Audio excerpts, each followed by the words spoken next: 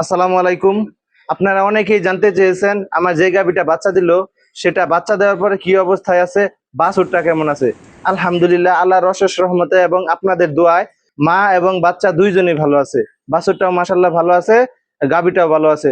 যদিও বৈদ্যুতিক গোলযোগের কারণে মানে এখন বর্তমানে গরম, খুবই গরম, কারেন্ট খুব কম থাকে, লোডশেডিং অনেক বেশি হয়, যার কারণে গরম তাদেরকে গ্রাস করে। তারপরেও কিছু আলাদা যত্নের মাধ্যমে আমি বাছুরকে এবং গাভীকে একটা ভালো ওয়েদার দেওয়ার চেষ্টা করি, আলাদা একটা যত্নের মাধ্যমে। আপনাদেরকে বলেছিলাম আমি ইতিপূর্বে যে আমার এই গাভীটা বাচ্চা দেওয়ার পর আপনাদেরকে বলবো কিভাবে গাভীর উলানের যত্ন নিতে হয়। আজকে গাভীর উলানের যত্ন নিয়ে কথা বলবো এবং বাচ্চা দেওয়ার পরে বাছুরের যত্ন নিয়ে কথা বলবো। তো প্রথমে বলি গাভীর উলানের যত্ন নিয়ে। বাচ্চা দেওয়ার পর আমরা সাধারণত যে বিষয়টা দেখি সেটা হচ্ছে যে গাভীর উলানে প্রচুর পরিমাণে পানি, রস আইসা পড়ে, উলান নিয়ন্ত্রণে থাকে না, খুব খারাপ পর্যায়ে চলে যায়, উলানটা অনেক বেশি ফুলে যায়। তারপর আস্তে আস্তে উলানে নানা প্রকার রোগের সমস্যা হয় এবং কি ম্যাস্টাইটিসও হয়। তো এই সমস্যা থেকে কিভাবে বাঁচবো, এর জন্য আমাদের উচিত হচ্ছে গাভী প্রেগনেন্ট অবস্থায় তার খাবার নিয়ন্ত্রণ করা। আমরা একটা প্রেগনেন্ট গাভীকে কি ধরনের খাবার দেব সেটা আমাদেরকে জানতে হবে। কারণ আমরা যদি সেই সময় তাকে কার্বোহাইড্রেট জাতীয় খাবার বেশি দেই তাহলে উলানে রস বেশি আসবে, ওটা ধীরে ধীরে ধীরে ধীরে তার উলানের ভিতরে বিশাল একটা পানির মতো আকার ধারণ করবে, রসালো আকার ধারণ করবে। এই রসালো উলান কিন্তু বাচ্চা দেওয়ার পর আপনাকে ভুগাবে। এর জন্য গাভীর খাবারটা প্রেগনেন্ট অবস্থায় হিসাব করে তাকে যেটা দেওয়া দরকার সেটা দেবো। অনেকে ফিড খাওয়ায়, ইচ্ছা মতো ফিড খাওয়ায়, ফিড কিন্তু আপনার রসালো খাবার।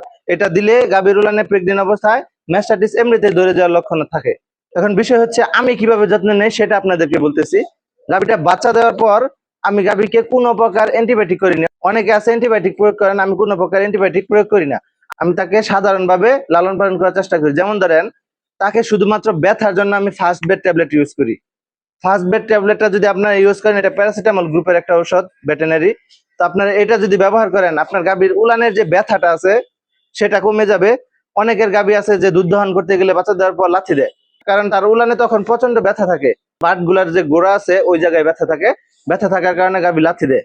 তখন আপনারা যদি ফার্স্ট বেড ট্যাবলেটটা ইউজ করেন তার ওই ব্যথাটা কমবে, তখন দুধ দহন করতে দিবে।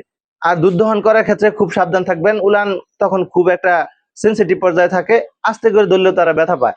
খুবই মলিন ভাবে প্রথমে আস্তে আস্তে অনেকবার হাত দিয়া ওটা নরম করে আস্তে আস্তে একটু একটু করে বের করে তারপর আস্তে আস্তে টান দিবেন। স্বাভাবিক অবস্থায় যেরকম জোরে টানেন এভাবে জোরে টানবেন না। এটা হচ্ছে একটা বিষয়। এখন অনেকের প্রশ্ন আছে যে কয় বেলা দুধ দহন করতে হয়। গাভী বাচ্চা দেওয়ার পর আমি 3 বেলা দুধ দহন করি। আপনারা সকালে একবার করবেন, দুপুর বেলা একবার করবেন, রাতে একবার করবেন। এত বেশি পরিমাণ করার দরকার নাই, গাভী ক্যালসিয়াম করার শর্ট করার সম্ভাবনা থাকে। আমার গাভীটা বাচ্চা দেওয়ার পর আমি শুধুমাত্র 3 লিটার দুধ দহন করছি। 3 লিটার দুধ দহন করে বাকি সম্পূর্ণ দুধ তার উলানে ছিল, সেটা আমি 5 ঘন্টা পর তার এই গর্ভফুলটা যখন পড়ে গেছে তারপর দহন করছি। তারপরে সম্পূর্ণ খালি করি নাই, অল্প কিছু রাখছিলাম, তারপর দিন সকালবেলা সম্পূর্ণ খালি করছি। এখন যদি আমি একবারে সম্পূর্ণ দুধ নিয়ে নেই তাহলে তার মিল্ক ফিভার হওয়ার সম্ভাবনা আছে, ক্যালসিয়াম শর্ট করার সম্ভাবনা আছে। অতএব আপনারা এই কাজটা করবেন এবং অবশ্যই বাচ্চা দেওয়ার পর থেকে গাভীকে এবেইলা 4 খাওয়াবেন। এবেইলা 4 আপনাদেরকে আগেও বলছি, এই পাউডারটা আপনারা গাভীর বডি ওয়েট অনুযায়ী আমার হিসাবে 10 গ্রাম সকালবেলা 10 গ্রাম বিকালবেলা দিলে এনাফ। আর যদি গাভীর উলানে অতিরিক্ত চাপ থাকে, প্রেসার থাকে, তাহলে আপনারা মেস্টিরেন ব্যবহার করতে পারেন, রেনাটা কোম্পানির মেস্টিরেন। এই মেস্টিকেয়ারটা যদি আপনারা ব্যবহার করেন তাহলে মনে করেন যে উলানটা একটু নিয়ন্ত্রণে থাকবে, যদি বেশি পরিমাণে প্রেসার থাকে। আর বেশি পরিমাণ যদি না থাকে শুধুমাত্র ফার্স্ট বেড দিলেই চলবে।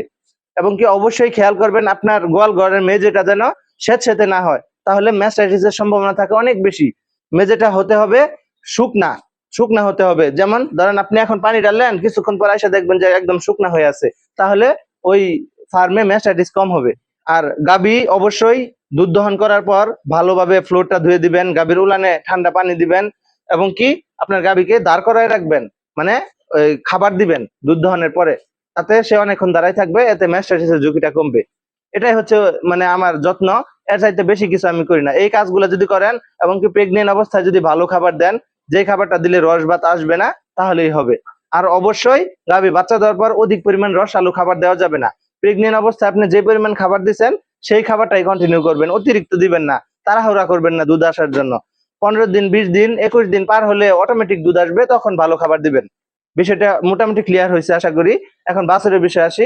বাছুরের যত্ন হচ্ছে ঠান্ডা জায়গায় রাখতে হবে, শুষ্ক জায়গায় রাখতে হবে, ভেজা স্যাঁতসেঁতে জায়গায় রাখা যাবে না। বাছুরের তাপমাত্রা নিয়ন্ত্রণে রাখতে হলে তাকে ঠান্ডা আবহাওয়া দিতে হবে। উপরে একটা ফ্যানের ব্যবস্থা করবেন এবং কি 6 ঘন্টা পর পর বাছুরের নাভিতে বায়োডিন অথবা পবিসেপ মানে জীবাণুমুক্তকরণের জন্য জীবাণুনাশক যেটা আছে এটা ব্যবহার করবেন।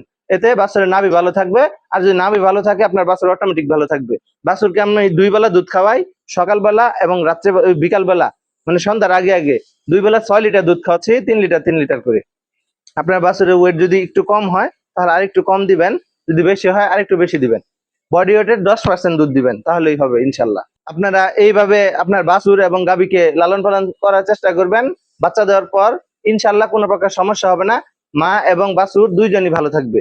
উলানের বিষয়টা খুবই খেয়াল রাখবেন এবং কি আপনার উচিত দিনে 2 থেকে 3 বেলা তার কাছে যাওয়া, গাভীর কাছে যাওয়া, তার উলানটা চেক করা, কোন সাইডে কি ফুলে গেছে কিনা, অ্যাক্সিডেন্ট হতেই পারে, তার জন্য দ্রুত চিকিৎসা করতে হবে। ভিডিওটা ভালো লাগলে যদি আপনাদের উপকারে আসে অবশ্যই বেশি বেশি করে শেয়ার করে দিবেন এবং আপনার মূল্যবান বক্তব্য কমেন্ট বক্সে জানাবেন।